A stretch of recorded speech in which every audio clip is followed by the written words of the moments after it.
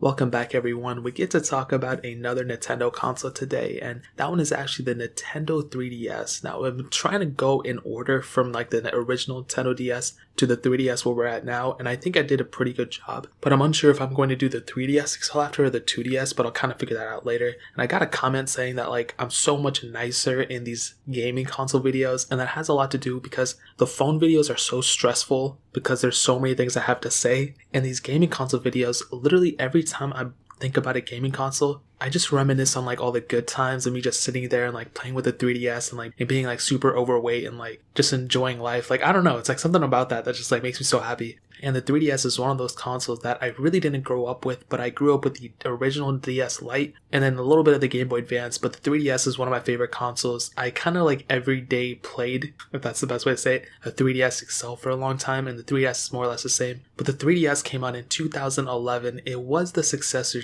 technically to the DSi XL because the DSi XL was, I guess, the later console that was released. But to the DS line, it was a successor to that, and it was a pretty big upgrade. Now, one of the things that the 3D kind of was known for, 3DS, was that 3D toggle, and that's pretty much one of the most gimmicky things Nintendo ever did. Thankfully, with the Nintendo Switch and the Switch Lite, they kind of narrowed down the scope of things and made it so much more focused, which is super smart for them to do. But the Nintendo 3DS, that was just like a gimmick thing. I mean, the game selection and the games themselves were pretty good, but that 3D toggle was kind of unnecessary for a lot of it. And on top of that, it could cause a lot of eye strain for a lot of people, so it was kind of a weird thing. It was like the opposite effect. Like, you get a gaming console to relieve stress and relieve strain and not like gain strain, but I guess it's whatever. Now, looking around the body, the same familiar design you guys already know, the clamshell design. But interestingly though, as I said before, it has that dual camera sensor, which even in 2011 for a phone, for anything, was crazy. Now in 2020, everything has at least a dual camera sensor. And if you watch my other still worth the videos that I'm dropping, I mean, every time I talk about an old phone, specifically the camera, I'm always like, at least get a dual camera sensor phone. And the 3DS, bro, passes that 2020 camera check, so pick up a 3DS if you want to for the camera quality. There is a single camera inside though, and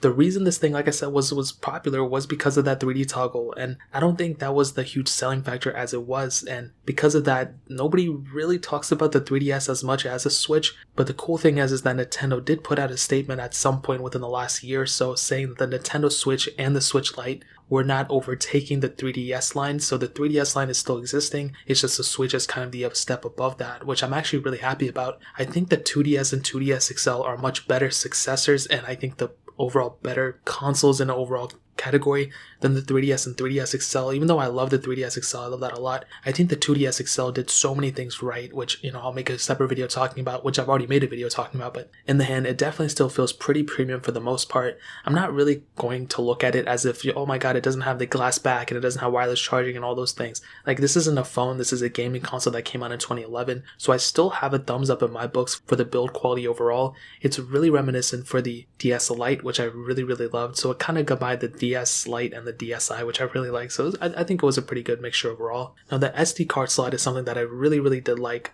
of the Nintendo 3DS, and basically because we are able to modify the 3DS pretty easily whenever we really want to do anything, like with that sound mod or music mod, whatever that thing was called, you're able to modify your 3DS basically by utilizing that SD card. And I did this to the 3DS XL that I used, and I liked it a lot, but I went to drop a tutorial on it like a year ago, and I was afraid Nintendo was going to take it down. Maybe it was 2 years ago, and I didn't want Nintendo taking it down. I was like, screw it, I'll just not even post it. But there's tons of tutorials on how to modify your 3DS online and things, so you can go through that way. And I think the main thing for the 3DS right now in 2020 would be both the modifications for it. You can literally do a lot of cool things with the 3DS, with a modified 3DS, but on top of that, the gaming library is super cool. And like I've stated before with the DS Lite gameplay and game footage or whatever, I stated that, man, these games, the game selections for the DS Lite are crazy, and the DSi and the 3DS is backwards compatible with DS games. It's just not backwards compatible with Game Boy Advance games as is expected. And like I stated before, there's so many games out for this thing that you'll be set for the most part. Whatever you're going to do with it, it's going to be perfectly fine. Whether you play Mario or Spyro or Crash Bandicoot or Mario Kart or Zelda or whatever the case is, you're going to be perfectly set. You're going to have a very good time with this gaming console, and that's the one thing I love about 3DS, man. It's like, it's not too expensive to buy. The games are super cheap for it, and if you modify it, you're going to have a ton of fun with it, which is so cool. And that's honestly probably one of the best things about this console for sure. Now, like I said, mine was modded, so I was able to play a lot of homebrew games. And obviously, instead of carrying all the games that you have, you can carry them in one SD card and bring them there. Do it legally. I'm not telling you to illegally download games and stuff. I'm not responsible for anything like that. I do mine legally. So, and like I said, I should have dropped that tutorial last year, but I didn't want to do it. But I might drop it on the second channel, maybe. I guess we'll see what happens. But, and I'm talking about the battery life really quickly. As you guys know, the more and more time progresses, the battery life tends to go down and down. And I haven't updated my 3DS since I bought it. I don't even know what versions it's on. I don't really remember. I think it was like 4.x or something like that, I remember. But the battery life has been pretty good. The 3DS XL was really good, and the DSi XL was extremely good. The 3DS is in the middle. I mean, it's definitely going to get you from point A to point B. Don't expect it to have like the best battery life in the world, but it's definitely pretty good for the time being. And really the only problem that I've ever had with the 3DS was really just the thickness. It's a thicker console than most, and some people might not like it, some people might turn away from it, but I personally didn't mind. I thought it was a pretty good thing that the DSi was skinnier, but then they went up to the,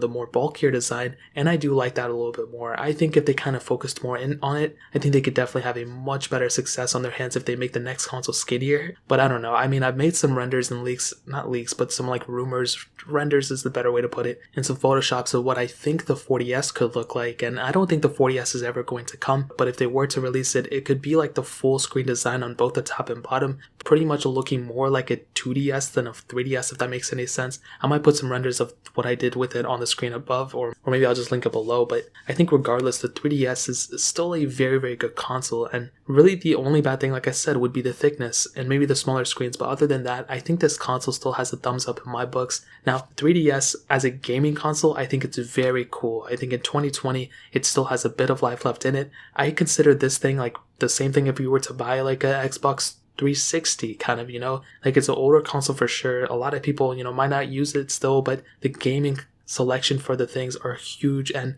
I even made that video about the 360, and there's so much going for that gaming console, and the 3DS is more or less the same. Pricing wise, I think on Amazon they're still selling for like a little bit over $100. I picked mine up for like $40, I think, back in like 2018. And now if I literally look on eBay, let me check right now. Honestly, they're probably selling for like about $20, I would say, maybe 25. Let me check actually. So right now, okay, a lot of them are still selling for like 100, which is surprising. I don't know why. That's probably for the newer model. $48 for the 3DS XL, 65, 130. So you're going to be paying around the $100 price tag. On Amazon, they're selling for about that 180 to 180-ish range. Again, these are all the brand new 3DS XLs and 3DSs because there was a refresh at one point, but I do have the older model, which, if you want to save some money, I would 100% recommend picking up that older model. But if you are planning on picking it up, as I said before, a huge asset for this specific console would 100% be modifying. You don't have to modify it if you don't want to. You don't have to download anything for it, but having a modified 3DS would definitely allow you to gain a lot more,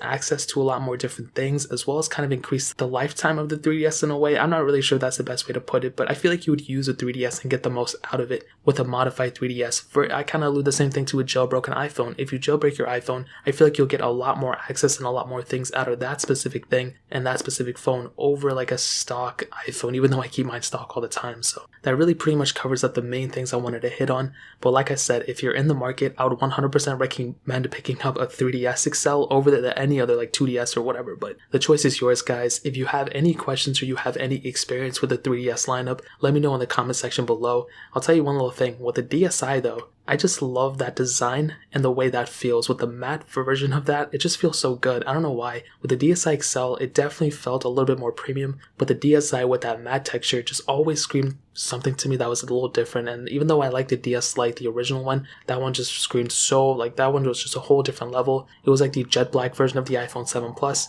I definitely did like the DSi for some reason, and then the 3DS was like a combination of both. So I just had to add that little tidbit in there. If you have any questions or anything, if you have any experience with the 3DS, let me know in the comment section below. Hit that like button, that would mean so much, but definitely hit that subscribe button. Every single subscriber that we get really does count, so it means so much if you guys could hit that. Also check out the other links down in the description as well. My Twitter, my Instagram, my second channel, all those links are linked down below. I'd really appreciate if you guys could check it out. I'm still doing that iPhone SE giveaway. I still have 2 more left. I'm picking one more winner tomorrow and then another winner next Saturday, and that will probably conclude the iPhone SE giveaways until I do my next one probably in a couple months from now. So if you want to enter that, subscribe to the channel, follow me on Twitter, Instagram, and the second channel, and that's really it. So, but more importantly than everything else, I love every single one of you guys. Hopefully I'll catch you guys in the next video. Peace out till then.